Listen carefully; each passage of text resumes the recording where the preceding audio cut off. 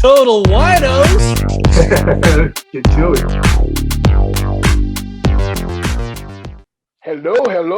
Hello. This is Jayton Gunter, Total Wino. Welcome to another episode of Total Winos. I'm one of your hosts, and my friend Sean Brady's on the other side. How are you doing today, Sean? I'm doing great. I got my whiskey. And my whiskey tot. Oh my God. I can't just do a regular whiskey. I had to get something special, imported, if you will. John Emerald from Alabama. It's no Alabama slammer, but it's slamming. So this episode, guys, just so you know, we are April Fooling it with you guys today. You see there's wine in front of me, but we're not drinking wine today. We're on to the drinks that we love that are not wine related. So with that being said, Sean, go back to your Alabama whiskey. What you sipping on? Show us the label. So I am truly sipping on a Alabama whiskey, and it is delightful. And so if you like bourbon, this is a treat. It's right in there at 86 proof, and just a lovely caramel vanilla nose. Not too over the top like alcohol-y and just burning your nose hairs and stuff like that. But it does have a very nice profile. It's not easily purchased outside of Alabama, but I know one or two folks all over the place, and I got a hookup. So it's actually pretty inexpensive for what it is. But if you put this in a blind taste test, which we did, it really gets high marks for. Oh, really? Yeah. So you put it up against other whiskeys like some Irish other stuff, bourbons. like, we put it in our American whiskey tasting and things like that. So it's going to be more your wheated bourbon style, a little sweeter, nice mash bill, things like that. But it's fun. And then of course, you put it in a whiskey tot, and everything tastes better in a whiskey tot when you're drinking a bourbon or a whiskey. You're not lying. Like, so you guys, talk to me about this tasting thing that you guys do with the whiskey. So Neighborhood Tasting Society, that's how it really started, is we specifically do and have done blind tastings where nobody knows the order except for the person who sets it up, usually me. Okay. And we put it all in little bottles where it's just labeled A, B, C, D, E, F, G, and so forth. But that way, nobody's like, you can't tell by looking at the bottle shape if it's in a brown paper bag what it could be. Right? Yeah. Right? Because both Jack Daniel's Maker's Marks have distinctive handles versus some other bottle shapes. And, they get longer and more distinctive. It's going to be like, oh, yeah, I think I'm drinking a Blanton's. Well, yeah, it looks like a Blanton's bottle. It's kind of unique, right? Yeah. So that's what we love about the blind tastings. And then it's just truly on the merits of what you like. Okay. Versus, I like because of the way it looks, or the bottle, or it's like, I think I like this darker color, but whoa, I wasn't expecting this flavor profile off this lighter whiskey, and which has happened before. I love blind tasting for that. It's fun stuff. And we've done that for bourbon and Irish whiskey, Scotch, rum, tequila. Just haven't done vodka because I'm not ready to do vodka yet. Vodka, yeah, that's a party right there. That's going to be. It would be no more blind tasting at that point. Your guys are going to be getting lifted. Just be a blind craziness. Yeah, definitely. It'd be good. What you sipping on over there, my man? Well, before I get into this, let me ask you really quick. Is Ask it away. More with your tasting? Is it more sporadic, or you guys do it like once a month, or like what is it?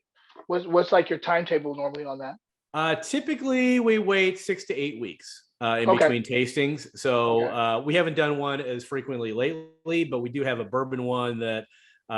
It's on the cusp. It's been really the hardest part is getting the dates. One that I'm available. And some people prefer to do it on the weekends. I prefer to do it on the weekdays. They want to do it on the weekends mostly because, like you said, it's party time, right? It gets party time, a little crazy. A little cray. Yeah. But during the week, it's really truly about appreciating the differences and then finding out what you love best so you can go back for it. And then you don't have to go back for the ones that you don't want to. Interesting.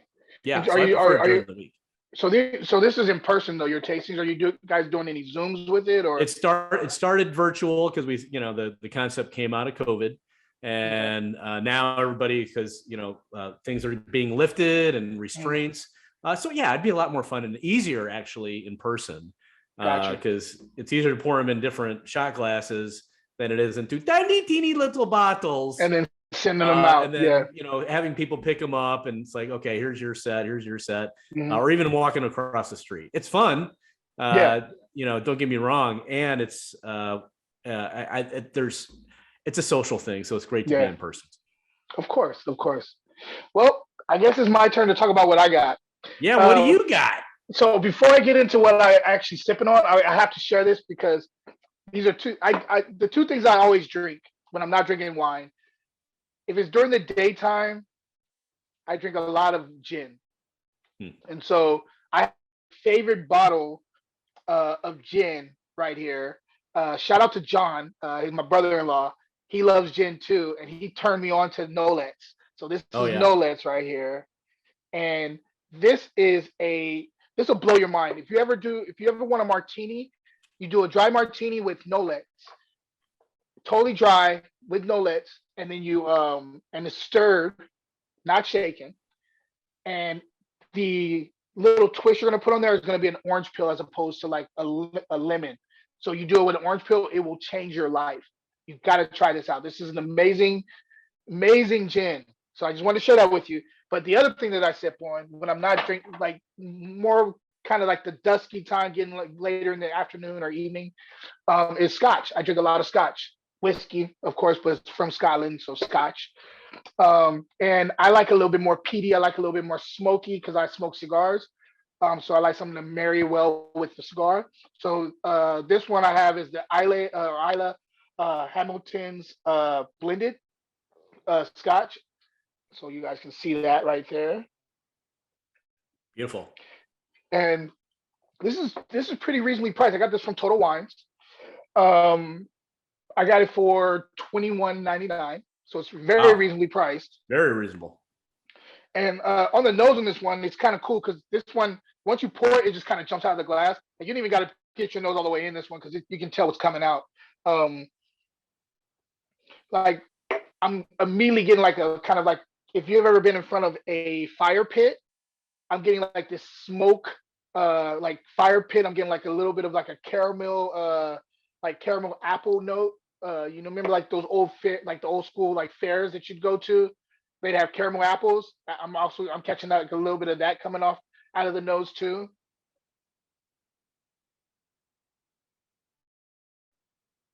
There's also like a little bit of like a peppery thing going on here too, which is interesting. White peppers, um, and nutmeg. It's really cool. I'm gonna taste a little bit of this because I've been smelling it forever and I've been waiting to taste it. So this is my time to really enjoy myself. So I'm tasting it.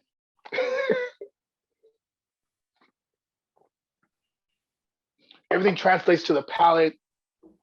Very clean finish. This is, by the way, this is not the normal glass that you drink scotch out of.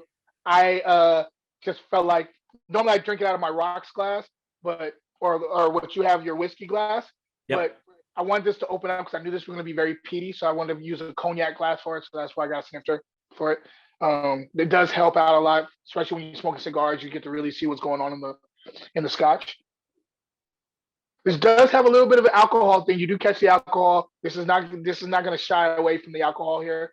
Um, so enjoy it. There's a little bit like an orange peel too that I'm catching now on the palate. This is a really fun scotch, and it's cool because it's not expensive. So Yeah. if you're looking for something that's not expensive, something that's delicious, something if you're gonna you could drink it by itself, but if you want to pair it with a cigar, it would go really good with like a mild cigar, nothing too like pungent. I think you'd enjoy this Hamilton's blended Scotch. It's very good. That's awesome. I love a good whiskey of any sort that can go with a nice mild to medium cigar. Yeah, And it's because I don't do it all the time, and it's a nice treat. It's like I prefer not to have one without the other, right? agreed. So Agreed. but especially the cigar, I need to, and I usually just use a rocks glass myself. So Yeah, even for any type of things, it's rocks glass, and I always do it on ice. But for tasting subtleties and differences, Hmm. I always start neat, especially if I haven't tasted it before, Me and too. then break it with a little bit of water, but usually ice because I prefer ice. Yeah. Well, see, that's so. Well, since we're talking about whiskey, let's talk about whiskey a little bit. Yeah. Um, I'm the same way. I'm a purist where the first sip of a new whiskey or a scotch that I'm having, I have to do it neat always. Like Always. that's how I want to know what's going on in the mind of the person who's creating this type of alcohol. So like I want to see it at its purest form. And then the so I don't always do ice cubes. I tend to do this thing where it's called you basically put like the tip of a straw in some water Yep. and then you just drop like a couple drops into the whiskey to open it up. And I tend to do that a lot. I will do an ice chip if I know, like specifically with Islay. Sometimes you kind of want to kind Yeah. of break up some of that Very peatiness. strong. Exactly. But I'll have it those rocks, those ice that take a long time to melt, and like I'll do it in like the circular thing and put it in the bottom of the glass or whatever. Because I don't want it to be diluted too much. It's just Correct. how I am when it comes to whiskey. So yeah. What about you? You said you have a little bit more with ice. You like a little bit more ice in I your like a little whiskey? ice. So, if you think of your standard home refrigerator ice cubes, Got you. usually they're the half moon shaped or, they're smaller chunks of ice. They're not the big cubes. Hmm. So usually I'll put one or two of those in here in a Hmm. fuller glass. So Okay. I'll put it right in my whiskey tot, or if I'm on the rocks and I know I'm going to put, it's typically 5 to 6 cubes, Hmm. depending on the size where I'm at. And then just usually to the top of that. And I'll let it dilute because, I'm still getting the flavor profile. It opens up a little quicker. Hmm. And, I like bottled and bond bourbons, so we're Yeah. talking higher proof, 100 proof or higher type of Put hair in your things. Now chest. that's really tough to taste right off the bat without cutting Yeah. with anything. It's true. And those people that know out there, they're shaking their head. Oh yeah, I know Yeah. what you're talking about. And then I even do the other. I think this was a sommelier trick that I learned from somewhere. Uh-huh. Putting it on the back of your hand and letting it evaporate if it's high alcohol, so that you're Yeah. getting nose that way instead of Mm. frying out your nostrils Nostrils, and yeah, ruining because it for it the can burn next the hair. Yeah. tasting. Right. It's like, oh, what am I drinking or eating? I can't tell. I have no sense. Do you ever use whiskey stones? What is? I have used. I'm not a huge fan. I think it's one of those neat novelties. It's nice to know the subtle differences of. Hmm. But I actually prefer the dilution of a few drops of water or ice uh, Hmm. to cool it down. Ice specifically in this case. So I like Yeah. the cooling down factor, especially if it's warmer out, or even Hmm. if it's cold outside, right in the winter months. Uh-huh. I prefer that. I think opens up the flavor aromas Keep in on a little talking. different way. Keep on talking. I actually just thought about something I want to show on the Yeah, camera. go get that cool little gadget. Oh, I see. So this is a little brewery out in. It's called Rooftop Brewing. I don't know if it's still around, but it was a great place in Seattle, Washington. And I went there for my brother's birthday a while back. So he was friends with the owners, and it was one of those dream shot things. It's like, all right, I'm gonna just chuck it all and go from this corporate gig, and I'm gonna open up a brewery.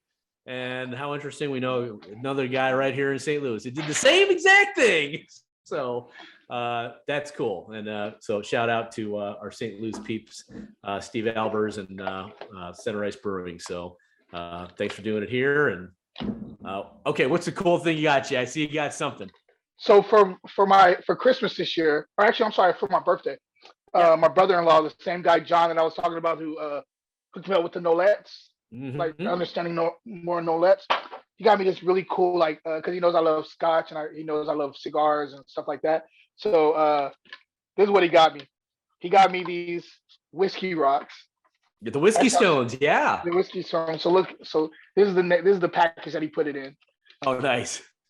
And so he gave me some whiskey stones, and he gave me some cool little socks with the cigars on there, Oh, I and love then it. and like whiskey right here, and it's like I was like, Joe, this is so dope. I don't use whiskey rocks either. I'm kind of like you with that, but I was just like, that was very thoughtful of him to give me this for my birthday. I really appreciated it.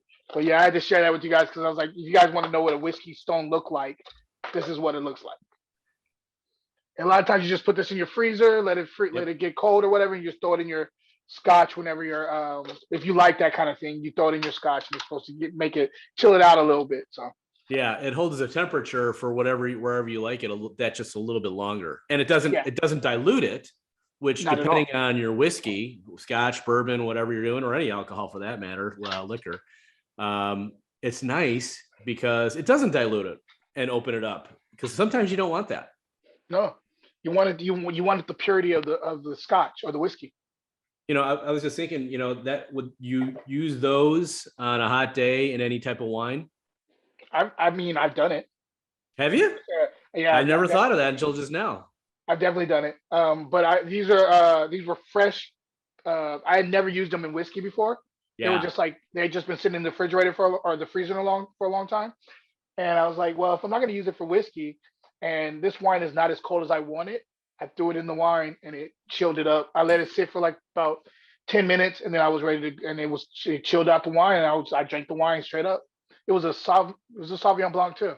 I Yeah. think we need to corner the market and put wine stones Oh, instead wine of whiskey stone. stones. The problem is us wine people are a little snooty and a little pretentious sometimes. Yes, Some we of them. are. They got their nose in the air, so I don't know if we could convince them to use wine stones. Like, what is going on here? What is going on? They may stray away from it. Next, we'll have like a double rimmed thermal insulated wine cup. Hey, they got the. I know.